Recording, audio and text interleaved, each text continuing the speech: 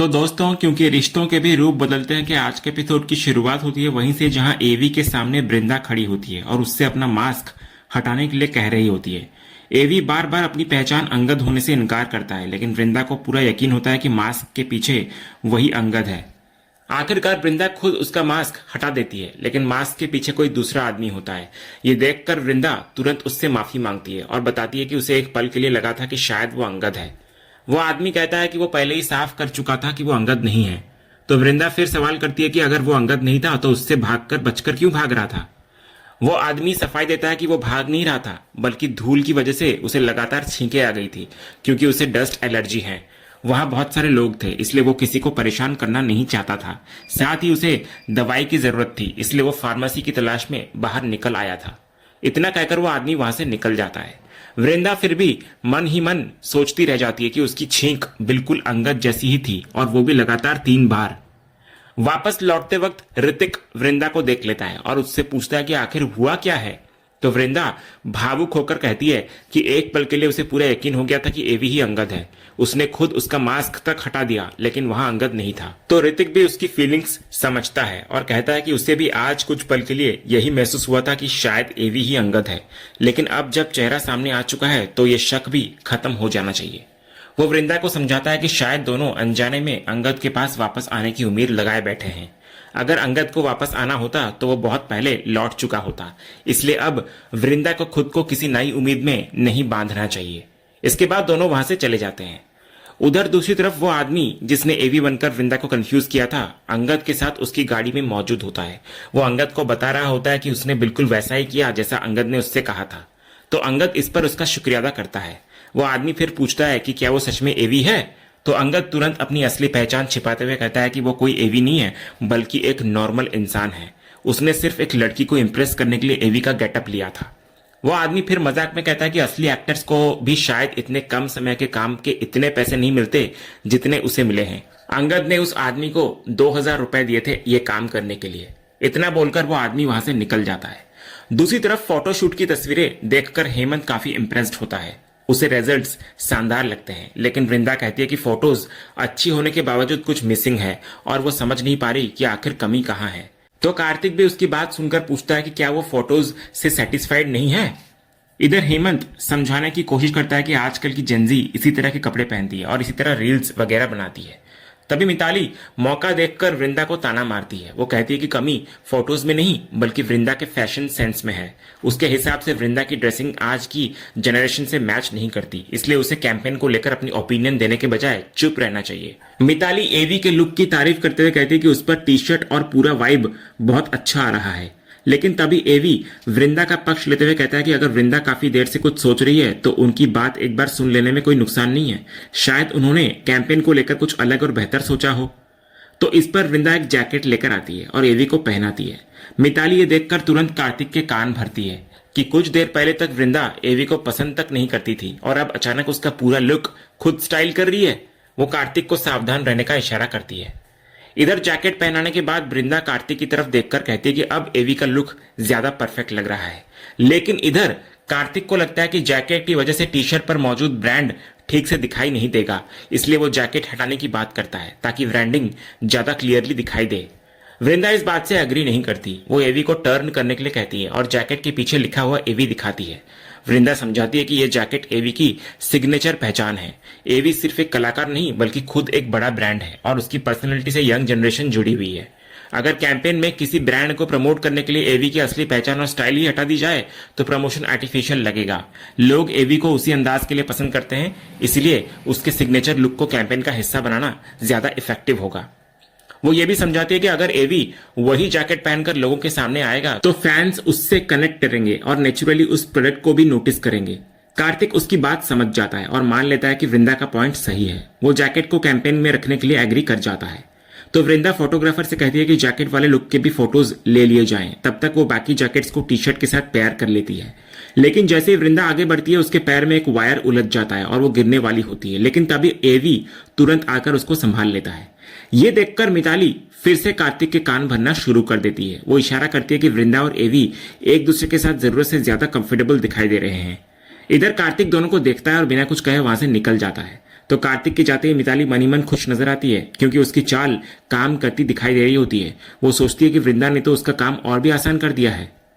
उधर एवी वृंदा से पूछता है कि वो ठीक तो है ना, तो वृंदा खुद को संभालते हुए कहती है कि वो बिल्कुल ठीक है। दूसरी तरफ कार्तिक अपने केबिन में पहुंच चुका होता है। उसके दिमाग में बार बार वही सीन चल रहा होता है जब उसने एवी को वृंदा को अपनी बाहों में संभालते हुए देखा था।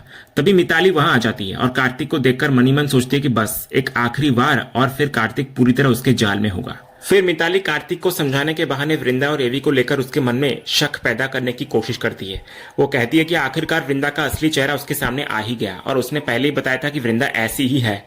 लेकिन इस बार कार्तिक उसकी बातों में नहीं आता। वो साफ कह देता है कि मिताली का मकसद उसको समझ में अच्छे से आ रहा है और वो वृंदा के बारे में कुछ भी गलत नहीं सुनना चाहता। कार्तिक फिर उसको याद दिलाता है कि पहले भी उसने एक पार्टी में वृंदा का अपमान किया था और तब वो चुप रहा था क्योंकि उस वक्त वृंदा पर सवाल करने का उसका कोई अधिकार नहीं था। लेकिन अब वृंदा उसकी फियांसे है और उसकी होने वाली पत्नी भी। वो उससे बहुत प्यार करता है और इसलिए आगे से वृंदा के बारे में बोलने से पहले मिताली को 100 बार सोचना होगा। कार्तिक ये भी साफ कर देता है कि वो अंगद की तरह अपनी पत्नी पर शक करने वालों में से नहीं है। वो जिस इंसान से प्यार करता है उस पर ना तो शक करेगा और ना ही उसकी तरफ उंगली उठाएगा। इतना बोलकर वो वहां से निकल जाता है। इसके बाद कार्तिक दूसरी तरफ वृंदा के पास आता है और उसके फैशन सेंस की तारीफ करता है। वो कहता है कि वो मानता है कि एवी के लिए चुनी गई जैकेट और उसका सिग्नेचर लुक कैंपेन को अलग पहचान दे रहा है। तो वृंदा ये सुनकर खुश होती है और फिर एवी के फोटोशूट को आगे बढ़ाती है। वो एवी को अलग अलग पोजेस देने के लिए कहती है और फिर एवी भी उसी तरह फोटोशूट करता जाता है। तभी अचानक वृंदा को घर से कॉल आता है। फोन सुनते ही वो घबरा जाती है और हेमंत से कहती है कि उन्हें तुरंत घर जाना होगा। वो कार्तिक से फिर फोटोशूट संभालने के लिए कहती है और बताती है कि परिवार सबसे पहले आता है। तो वृंदा, हेमंत, ऋतिक और देव घर के लिए निकल जाते हैं। उधर एवी यानी अंगद उन्हें जाते हुए देखकर सोचता है कि आखिर घर पर ऐसा क्या हो गया कि वृंदा इतनी परेशान होकर चली गई। उसे अंदर से चिंता होने लगती है। दूसरी तरफ घर पहुंचते ही सबकी नजर अक्षय पर पड़ती है जो लगातार रो रहा होता है। सब उसको शांत कराने की कोशिश करते हैं और पूछते हैं कि आखिर हुआ क्या है। तो अक्षय रोते हुए वृंदा को बताता है कि उसने पूरे साल दिन रात मेहनत करके पढ़ाई करी थी। जब एग्जाम शुरू हुआ तो उसे सारे आंसर्स आते भी थे और उसने पेपर भी लिखना शुरू कर दिया था, लेकिन कुछ स्टूडेंट्स चीटिंग कर रहे थे। कुछ बच्चों ने इसकी शिकायत भी की लेकिन डीन ने उन्हें रोकने के बजाय सब कुछ होने दिया और बाद में मामला इतना बढ़ गया कि पूरा एग्जाम ही कैंसिल हो गया। ये सुनकर माधवी भी कहती है कि सिर्फ उनका नहीं बल्कि सारे एग्जाम्स कैंसिल कर दिए गए हैं। अक्षय को सबसे ज्यादा दुख इस बात का होता है कि इतनी मेहनत करने के बाद भी अब उसे फिर से वही तैयारी करनी पड़ेगी और उसे यह तक नहीं पता कि री एग्जाम कब होंगे। टिम्सी और माधवी भी परेशान होती हैं क्योंकि उन्हें दोबारा पूरी तैयारी करनी पड़ेगी। ऋतिक और हेमंत भी इस बात पर नाराज होते हुए नजर आते हैं कि कुछ स्टूडेंट्स की चीटिंग का नुकसान उन बच्चों को क्यों उठाना पड़े जिन्होंने पूरे साल ईमानदारी से पढ़ाई की। मुन्नी भी कहती है कि गलत लोगों की गलती की सजा अक्सर उन बच्चों को मिलती है जो अपनी मेहनत और ईमानदारी से भविष्य बनाने की कोशिश कर रहे होते हैं। तभी गोपू अक्षय को समझाने की कोशिश करता है कि उसे ज्यादा टेंशन लेने की जरूरत नहीं है क्योंकि उसके पास फैमिली बिजनेस का ऑप्शन है, लेकिन देव तुरंत उसकी बात को काट देता है। देव कहता है कि अक्षय टैलेंटेड और हार्ड वर्किंग है और अगर वो अपने दम पर कुछ हासिल करना चाहता है तो इसमें गलत क्या है। वो अक्षय को भरोसा दिलाता है कि वो अपनी जगह बिल्कुल सही है और उसे इस बात के लिए खुद को दोषी नहीं मानना चाहिए। इसके बाद मुन्नी कहती है कि उन्हें डीन के खिलाफ कंप्लेंट करनी चाहिए, लेकिन अक्षय निराश होकर बोलता है कि डीन बहुत पावरफुल है और उसकी ऊपर तक पहचान है। उसे लगता है कि कंप्लेंट करने से भी कुछ नहीं होगा और अब तो उसकी पूरे साल की मेहनत बर्बाद हो गई। तभी सुप्रिया अक्षय को समझाते हुए कहती है कि अब जो हो गया उसे लेकर इतना मन खराब करने से क्या फायदा, अगले साल दोबारा एग्जाम दे देना, आखिर एग्जाम ही तो है। लेकिन वृंदा सुप्रिया की बात से सहमत नहीं होती। वो कहती है कि अगले साल दोबारा एग्जाम देने की बात कहना आसान है, लेकिन इन बच्चों की पूरे साल की मेहनत और उनका समय वापस नहीं आने वाला। वृंदा कहती है कि बात सिर्फ अक्षय की नहीं है, अक्षय के पास तो फैमिली बिजनेस का ऑप्शन है, लेकिन उन बच्चों का क्या होगा जिनके पास कोई दूसरा रास्ता नहीं है और जो सिर्फ अपनी पढ़ाई के भरोसे एक अच्छा करियर बनाना चाहते हैं। उन्होंने पूरे साल ईमानदारी से मेहनत की, अपने सपने देखे और अपने फ्यूचर की तैयारी की, तो अब किसी और की चीटिंग या करप्शन की वजह से उनका एक साल क्यों खराब हो। और इसकी भी कोई गारंटी नहीं है कि अगले साल सब कुछ बिल्कुल ठीक ही होगा। बच्चों को दोबारा वही मेहनत, वही प्रिपरेशन और वही डेडिकेशन लगानी पड़ेगी।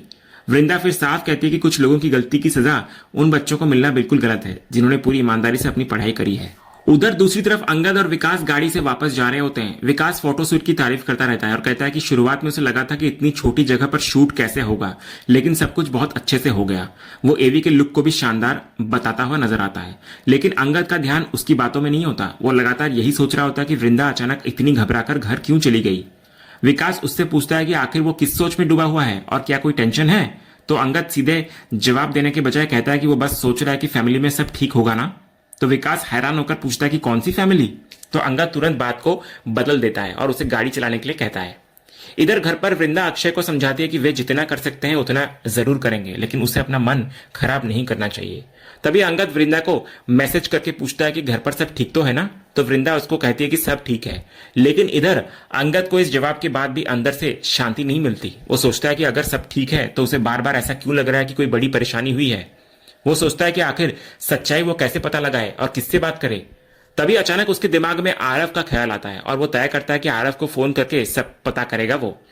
उधर आरव फोन देख रहा होता है, लेकिन सलोनी उससे फोन छीन लेती है। वो उसको समझाती है कि एग्जाम देकर आने के बाद से वे लगातार फोन चला रहा है और पहले भी स्क्रीन टाइम को लेकर उसे डांट पड़ चुकी है। इसलिए सलोनी उसका फोन स्विच ऑफ कर देती है और उसे आगे के एग्जाम्स की तैयारी करने के लिए कहती है। इधर अंगद जब आरव को कॉल करता है तो फोन स्विच ऑफ आता है। ये देखकर अंगद और ज्यादा परेशान हो जाता है। उसे समझ नहीं आता कि आखिर घर पर क्या चल रहा है और बिरिंदा ने सब ठीक होने की बात कहकर भी उससे कुछ क्यों नहीं बताया। और इसी बेचैनी और बढ़ते हुए शक के साथ आज का ये एपिसोड यहीं पर खत्म होता है।